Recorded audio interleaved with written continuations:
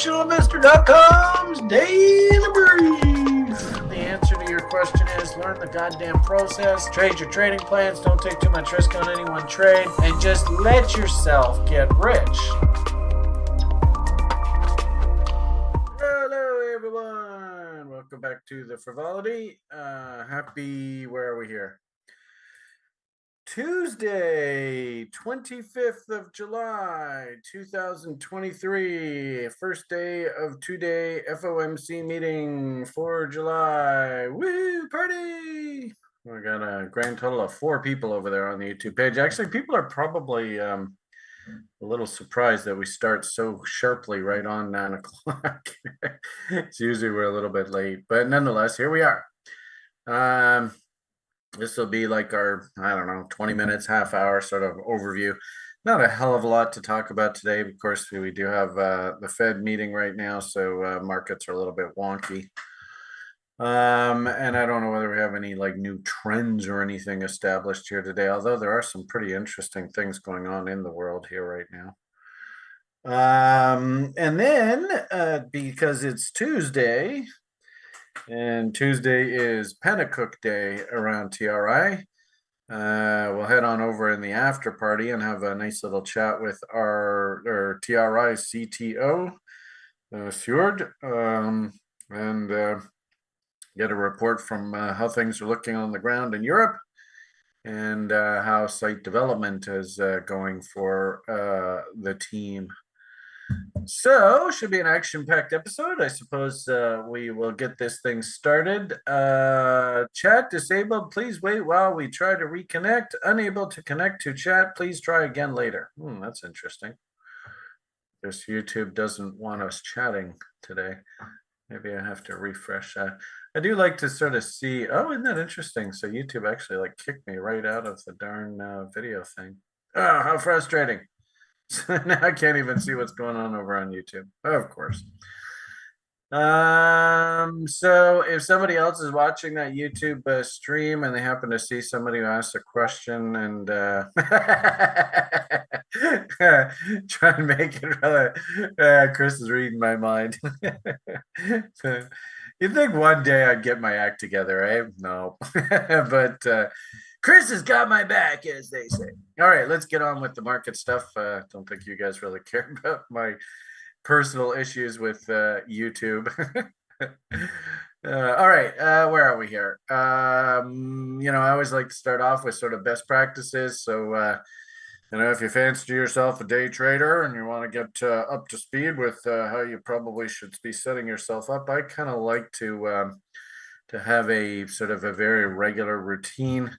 And hopefully I've shown you guys over the past, I started up this routine sort of demonstration there back in the late winter. And here we are marching our way through the summer. Hopefully you're seeing sort of a regular behavioral pattern. If you fancy yourself a day trader, if you want to live this life of prop firm kind of trading and stuff, I mean, it can be very profitable if you know how to behave and know how to control yourself. Well, hopefully what you're seeing is that it's just a very, very regular routine that we do here. So is FOMC meeting day. And of course, anytime around that's a big fundamental driver in the market. I think on balance, the consensus is people have a general expectation of what to expect. I think the another interest rate increase is being priced into the market. We're probably getting to the point where this cycle is getting near the end, and it's too bad. I used to love to talk to you guys about interest rate expectations, what the market's pricing, and then of course, very typical. 1% goes and changes all the marks and stuff, and so we have to sort of ad lib our way through and try and figure out what the new benchmarks are.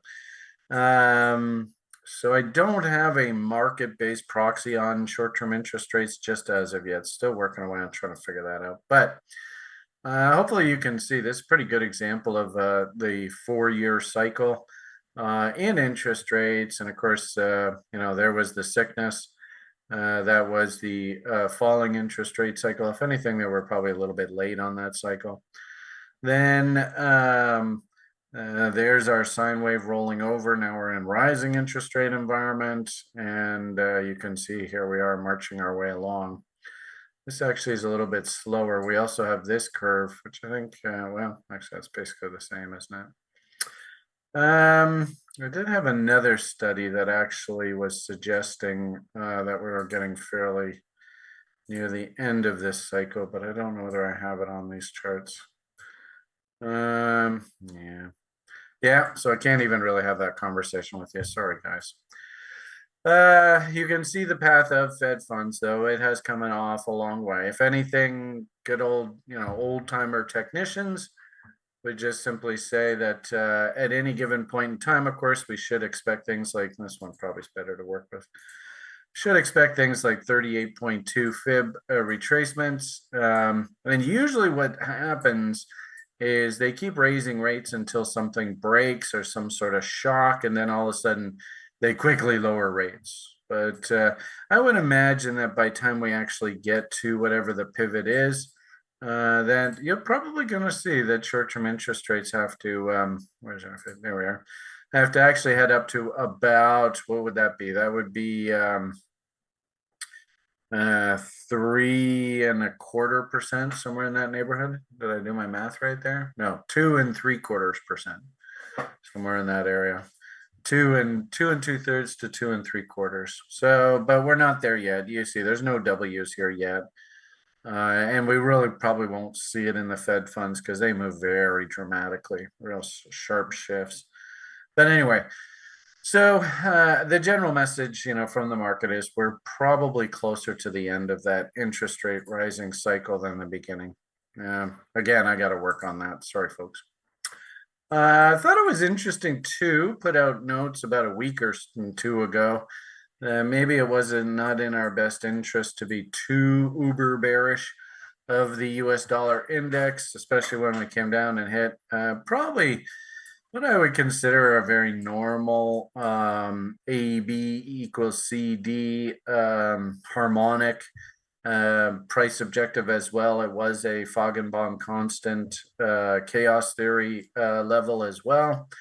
And we needed to take some time to clean up. And the conjecture was, are they just bringing this market back into FOMC event?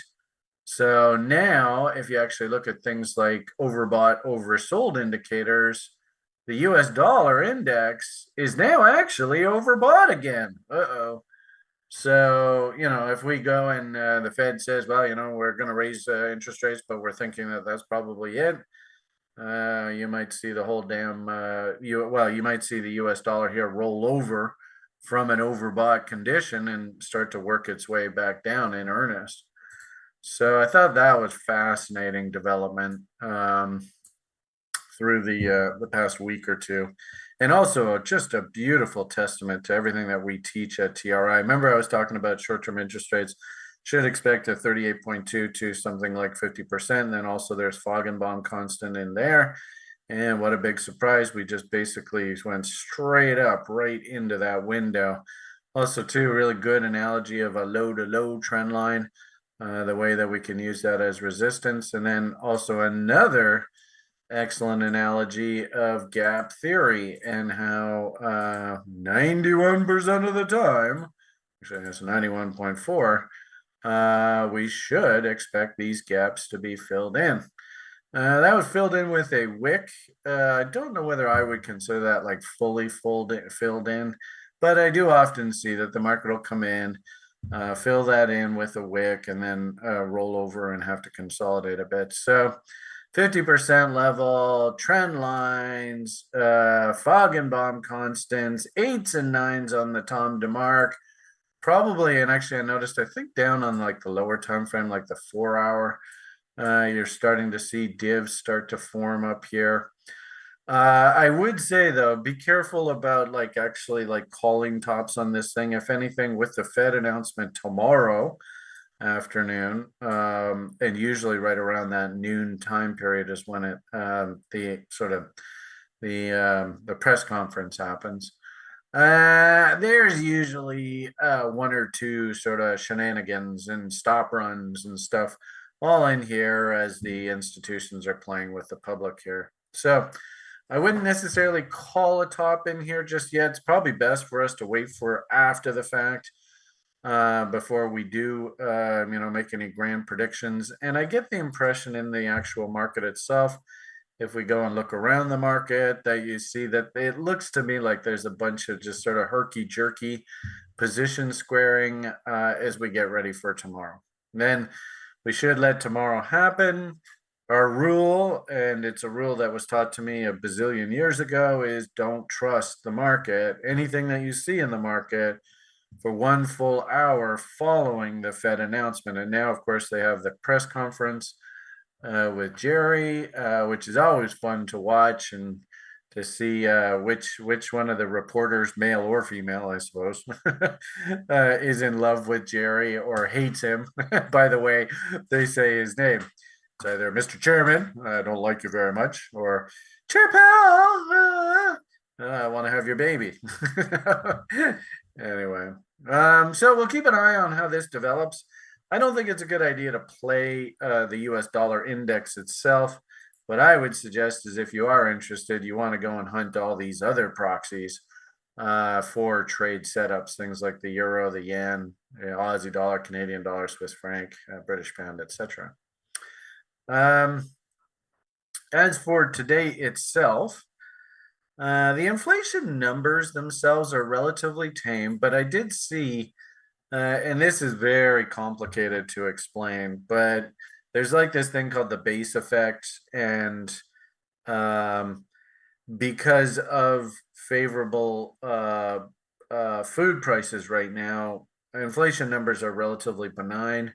We are starting to see the energy market pick back up, and year over year numbers are actually going to, like, probably over the next 6 months, you're going to see a pickup in the sort of year over year inflation rates, simply because of the what's called the base effect. I'm not going to try and explain it here in a 20-minute video, but just the long and short of it here is that, yeah, inflation numbers of late have appeared to be relatively benign, but underneath the surface, there's still issues that we need to keep in the back of our mind. I wouldn't even be surprised if you actually see the inflation numbers tick back up heading into the latter part of the year.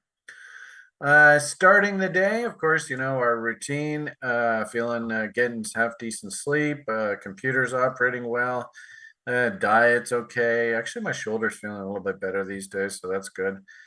Up, actually, that should say 6. Yeah, maybe I need some glasses. As I said, what's sort of going on in the world?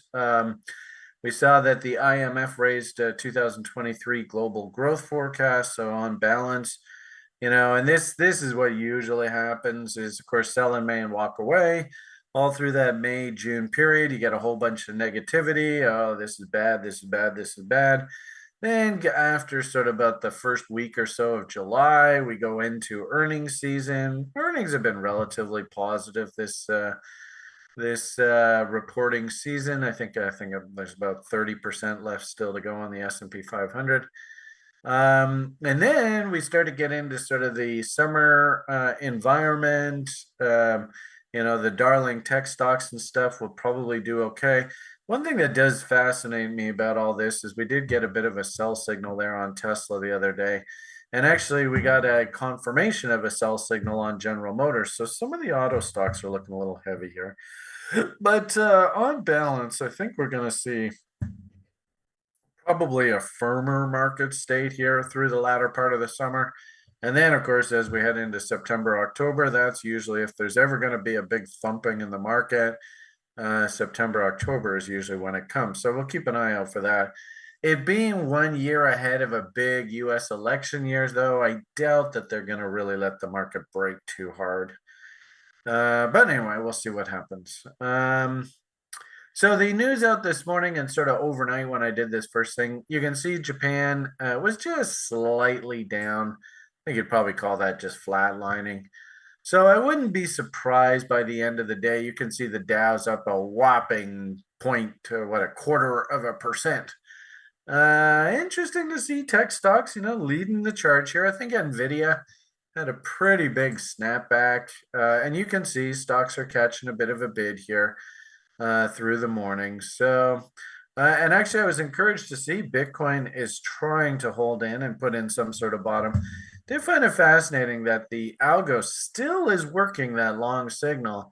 And I did have somebody even yesterday on the site through the after party say, Brian, can you kind of try and walk us through what you're thinking about the algo and Bitcoin right now? And I'd actually say, yes, on the short-term basis, technically we're looking a bit weak, but we haven't really moved a hell of a lot here. We might find that the algo does roll over, and it is interesting how the algo itself has waited for the FOMC meeting coming up here. That's tongue-in-cheek FOMC. So, if we get some sort of substantial rally in crypto or something overnight, the algo it's now just sort of balanced right at, well, do I want to break down? And if it did want to break down now, I would say, looking at the price chart, it wouldn't surprise me. But this market had a lot of steam because keep in mind, we've basically been in a pretty strong market for like 6 months now. So the momentum of the market was very, very strong. And it took a while here for this to actually roll over and break down. And it doesn't surprise me that the algos and stuff are slowly sort of begrudgingly saying, all right, well, maybe we are going to break down here. Anyway, we'll see how that goes. We'll cross that bridge when we come to it. It's just interesting how it's still actually pointing bullishly. So back to our report on what the heck's going on here today. If we look at what the headlines are now, I think we had interesting. So the cover story from these guys, Trading Economics, still IMF raises global forecast. Did see some headlines about U.S. consumer sentiment was pretty positive. Let's see what we got here. Tuesday, so we have CBI business optimism. I guess that's actually a Great Britain, but that would be, I don't know what CBI stands for, so I don't want to bullshit you. So we'll just move on. Home indexes, actually, the prices of houses down in the States are correcting. I wouldn't say dramatically, but we are starting. In fact, actually, I even had a conversation with a guy recently in a local area here in the Lower Mainland, and he said, well, just in his area, because he follows price really closely, price is actually off about 20% from its peak. And you do see the damage being done in sort of rural and sort of some of the hot markets down in the States that were kind of like, why on earth is Nashville, Tennessee's real estate prices booming? I mean, and it was just a function, of course, of the really ridiculously low prices for money and stuff. There's the Conference Board's consumer confidence number that you saw a lot of being reported. I think I saw in the lounge a few people were reporting that. Pretty bullish number. No way in hell the Fed can lower interest rates in the face of that. I mean, there's just no way. So consumers are still relatively confident. And I think what's happened here in our economy is a lot of people are in this North American environment are senior citizens now. I would imagine the demographic is still tilted towards the baby boomers, and they're not going anywhere. I did see one statistic that actually jumped out at me that about 30% of all homes owned in the United States have no mortgages. They've been paid off. People paid them off, and the baby boomers are just sitting in them. And they're probably in their like 70s now. And, the average lifespan these days, you see a lot of sort of headlines of people in media and Hollywood and stuff like that dying in their 90s. So, and the Japanese, their story is a lot of the older generation just ended up dying in their homes. So you have a lot of empty homes there in Japan because people won't move into houses where somebody's died in them. So I wouldn't be surprised if, the talk is that the reason why real estate is so strong is that just nobody's selling any houses. The baby boomers, those a third of all houses in the States, they're living in the house. They've paid off their house. There is no mortgage. There's just no repercussions for them to do anything. And then a quarter of the other two-thirds of the houses are those people that have like the super duper really cheap interest rate loans. Like 3%, kind of like our buddy Fjord. I think he locked in a long-term mortgage down at those really low rates. So that basically means about 45% of the housing market, either people have very long-term mortgages and they have no incentive to go anywhere, or they actually own the house outright and there's no incentive for them to go anywhere.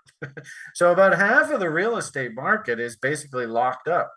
And it's not so much that there's a huge demand.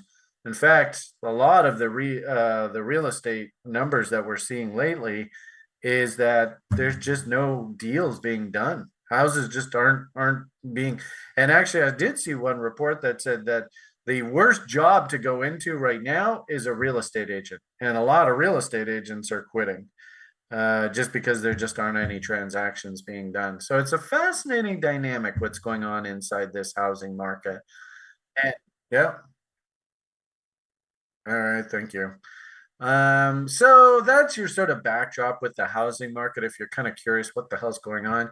And the consensus is that this correction should probably take about 5 years to play out. It's not going to happen overnight. And if you are in the market to buy a house, I wouldn't be in a big hurry. And then if you sort of think about, well, what's going to happen in 5 years? That would be 2027, 2028. And where's that coal guy? We probably should have coal on a Friday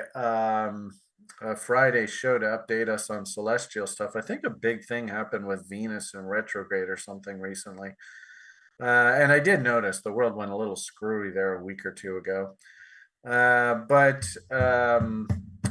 I do know that, of course, the poop's supposed to hit the fan in 27, 28. I've shown you historical studies from the 1940s that there's a huge second wave of inflation.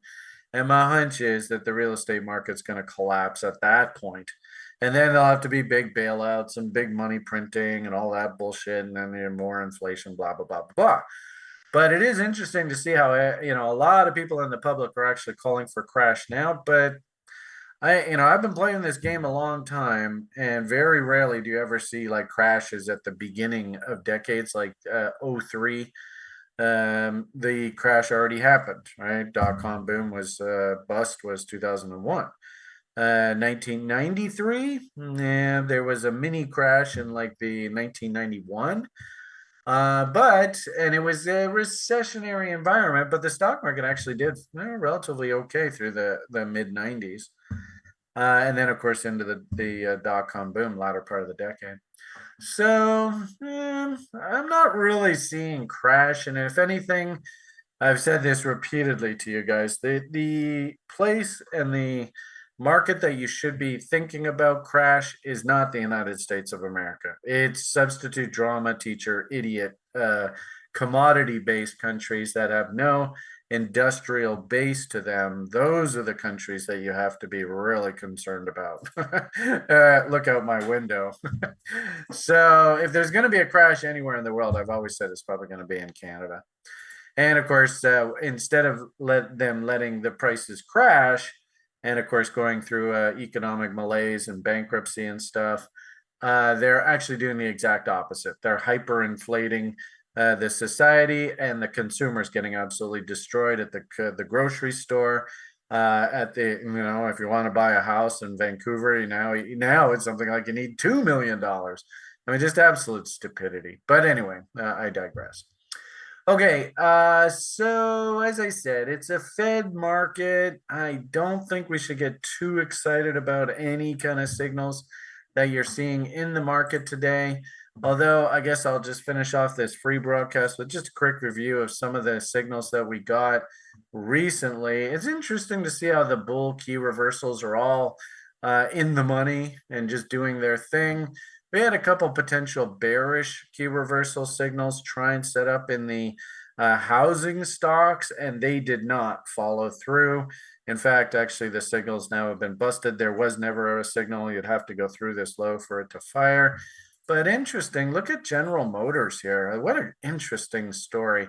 So outside downside key reversal, market actually gapped lower this morning, just violently, and then snap back and actually would give us our fill on the snapback rally and now back down on its knees. So here's a really good example. Something's not right in the auto industry right now, and it might be a function that if the Fed is going to go and raise interest rates again, what's that going to do to the demand for cars? And if people aren't buying houses, and I do see lots and lots of YouTube videos and stuff like that about how the auto industry is actually a very dangerous place to be participating in the market right now. So interesting to see how General Motors, this signal, it fired not only this morning, it gapped lower violently. But as you can see, it's it's almost hit about a third or 2/3 of the way to the point where you'd actually be wanting to take some profits on that. And then I suppose the last thing that has me scratching my head, two things. Number one, of course, Allen, he had his stock hit a harmonic level that I think was pretty important. This is what's called a PRZ, or potential reversal zone, in harmonics land, and AB equals CD. It was also a move back to a structural trend line, boom, boom, boom, boom. So, and also to Mountain Man, and also to against previous market structure high. So looking for a top up here actually is just, TA 101. And what I found fascinating about this, which really surprised me yesterday, was we actually got a weekly sell signal there on that stock. And first thing out of the gate yesterday morning, that actually fired. So I was a bit surprised by that. It's a little bit underwater right now. We will see how this goes. Of course, I think Tesla is reporting earnings relatively soon. You might find that this thing gets busted out because of some, knock the cover off the ball number. But if there wasn't any fundamental drivers and this was just purely TA driven, I'd be like, wow, that's one hell of a sell signal there. And as I said, General Motors came out this morning and it confirmed a daily outside downside key reversal. And you can see it. Look at the size of that gap, like going forward. Holy moly. So there's trouble in auto land. Now, the last thing that I'll say, and it's a total wrench in the works here, China is spitting out buy signals, technically. Now, what the fuck? I mean, just when you have the world figured out. So, and this is the great part about running an engine like what we do at TRI is, if you ask Brian's opinion, well, what do you think? You want to go invest in China? I'd be like, fuck no. Are you kidding me? I'm not going to give Winnie the Pooh my money. And if he wants your money over there, he'll just go and take it from you. And there's not a damn thing you can do about it. And don't kid yourself, YouTube and social media and shit. That's reality. And that's why I never, ever, ever tell anybody ever to invest in totalitarian dictatorships. So with that said, charts are charts are charts. Price action is price action is price action. And if Winnie the Pooh wants to make sure that his economy doesn't collapse and starts to go and pump the prime the pump and maybe inject a pile of money and into the market, and they've finished their closings and all that nonsense, and maybe they've got because their vaccines never did work over there, so maybe they've got control of the sickness and all that nonsense. I'm also hearing too that China is just blatantly just spitting in the face of the West by the amount of crap that they're sending to Russia and stuff. So maybe that's their way out of their economic malaise with the whole stupid housing bubble over there. Maybe, Evergrande had to report just an absolutely horrendous loss recently. But now that's done. Maybe they've written off all that bad debt and those ghost cities will just sit there. It's all written off. Maybe they'll even start demoing them and stuff. But the point here is that the charts are actually starting to put in bullish breakouts. And what I found fascinating was these are two different China ETFs So it's not even like it's just it's like a one-off. And I mean, look at these. You know how much Brian likes W's and likes rising volume and rising momentum. How do I do this? I don't know how to do this. How do I make this one the only one on here? Oh, damn it. Anyway, I want to show you, but I can't seem to figure this out.